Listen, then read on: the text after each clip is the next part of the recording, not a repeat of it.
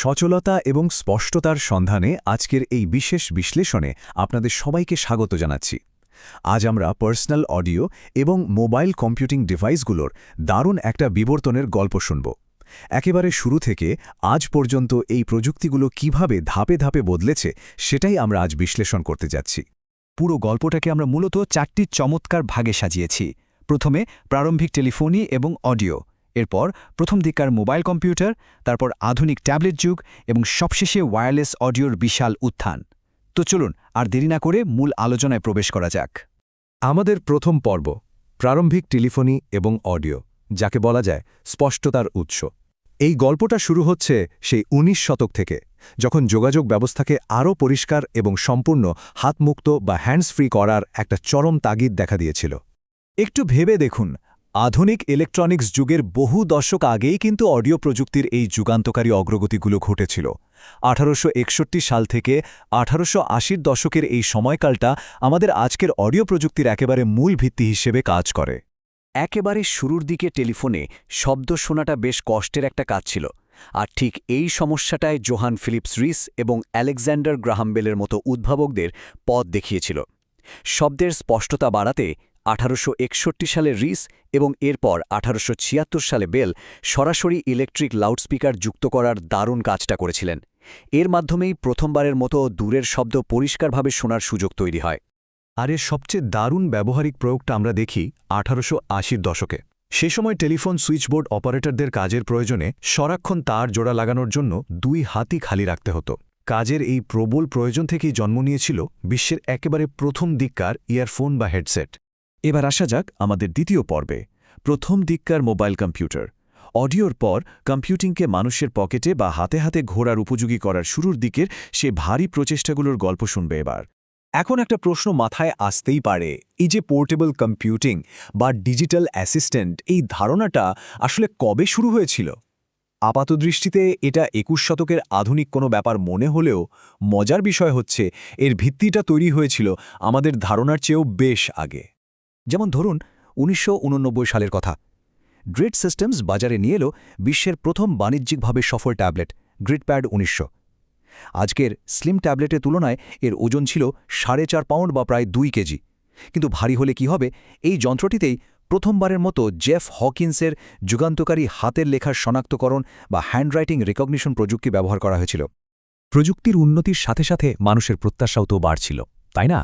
দৈনন্দিন কাজের শিডিউল, ঠিকানা বা ফোন নম্বর নিজের সাথে সাথে ডিজিটালভাবে বয়ে বেড়ানোর এই যে তাগিদ, সেখান থেকেই ১৯৯২ সালে অ্যাপেলের তৎকালীন সিইও জন স্কালি প্রথম পিডিএ বা পার্সোনাল ডিজিটাল অ্যাসিস্ট্যান্ট শব্দটি উদ্ভাবন করেন।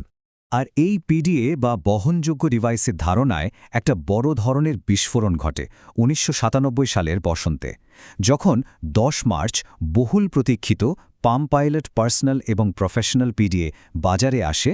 তখন সেটা মানুষের দৈনন্দিন তথ্য সংরক্ষণের পুরো ধারণাটাই বদলে দিয়েছিল। হার্ডওয়্যার বিবর্তনের এই সময়ে ডিজিটাল জগতের সাথে আমাদের যোগাযোগের মাধ্যমও কিন্তু পাল্টাচ্ছিল।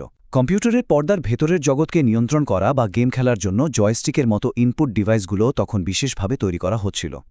এবার আমরা প্রবেশ করছি তৃতীয় পর্বে, আধুনিক ট্যাবলেট যুগ বা মসৃণ কাছের ফলকের যুগে। ২০১০-এর দশকের দিকে এসে এই বাজারটা একেবারে অবিশ্বাস্য একটা রূপান্তরের সাক্ষী হয়। সেই ভারী বোতামওয়ালা ডিভাইসগুলো বদলে গিয়ে জায়গা করে নেয় স্লিম আর শক্তিশালী সব টাচস্ক্রিন। বহনযোগ্য কম্পিউটিংয়ের সংজ্ঞাটাই যেন পুরোপুরি নতুন করে লিখেছিল অ্যাপল। একটা টাচস্ক্রিন ট্যাবলেট যে একটি সক্ষম এবং আধুনিক কম্পিউটারের মতোই দারুণভাবে কাজ করতে পারে, অ্যাপল আইপ্যাড সেটা একেবারে হাতে কলমে প্রমাণ করে দিয়েছিল। প্রযুক্তির ইতিহাসে এটা ছিল এক বিশাল উল্লম্ঘন। সেই প্রথম প্রজন্মের আইপ্যাড বাজারে আসার আগ্রাসী টাইমলাইনটা সত্যি অবাক করার মতো। ২০১০ সালের ২৭শে জানুয়ারি স্টিভ জবসের ঘোষণা দিলেন, ৩ এপ্রিল চলে এলো ওয়াইফাই ভার্সন, আর ঠিক ওই মাসেরই ৩০ তারিখে ওয়াইফাই ও 3G দুটো সংস্করণই খুব দ্রুত গতিতে গ্রাহকদের হাতে পৌঁছে গেল। একেবারে অবিশ্বাস্য। আমরা চলে এসেছি আমাদের শেষ পর্বে, ওয়্যারলেস অডিওর উত্থান। চলুন দেখে নেই এতদিনের পুরনো ফিজিক্যাল তারের বাধা পুরোপুরি দূর করে পার্সোনাল অডিওর জগৎটা কিভাবে এক বিশাল বিপ্লবের মধ্যে দিয়ে গেল। সম্পূর্ণ তারহীন প্রযুক্তির বিপ্লব শুরু হওয়ার ঠিক আগেই অডিও দুনিয়ায় একটা বিশাল সাংস্কৃতিক ধাক্কা আসে। 2006 সালে ডক্টর ড্রি এবং জিমি আইওভাইন মিলে যখন বিখ্যাত অডিও ব্র্যান্ড বিটস প্রতিষ্ঠা করেন, তখন হেডফোন বা স্পিকার কেবল শোনার যন্ত্র থেকে রীতিমতো একটা ফ্যাশন এবং সাংস্কৃতিক প্রতীকে পরিণত হয়। তবে বাজারে সবচেয়ে বড় পরিবর্তনটা এনেছিল অ্যাপল এবং স্যামসাং। তারা সম্পূর্ণ তারহীন বা ট্রু ওয়্যারলেস ব্লুটুথ ইয়ারবাডস এনে পুরো বাজারটাকেই একেবারে রূপান্তরিত করে দিল। 2016 সালে অ্যাপল এয়ারপডস আর 2019 সালে স্যামসাং গ্যালাক্সি বাডস পোর্টেবল অডিওর জগৎ থেকে তারের ঝামেলা চিরতরে বিদায় করে দিল। সেই 1880-র দশকের সুইচবোর্ড হেডসেট আর 4.5 পাউন্ড ওজনের ট্যাবলেট থেকে শুরু করে আজকের এই ওজনহীন সম্পূর্ণ তারহীন ইকোসিস্টেমে আসার অবিশ্বাস্য যাত্রাটা সত্যিই রোমাঞ্চকর। আর এটা ভাবলে আরও বেশি অবাক লাগে যে আগামী 150 বছরে আমাদের এই বহনযোগ্য প্রযুক্তি বা মোবিলিটি ঠিক কতটা বিস্ময়কর রূপ নিতে পারে। ভাবার মতো একটি বিষয়, তাই না? আমাদের আজকের এই তথ্যবহুল পর্যালোচনায় সাথে থাকার জন্য অসংখ্য ধন্যবাদ।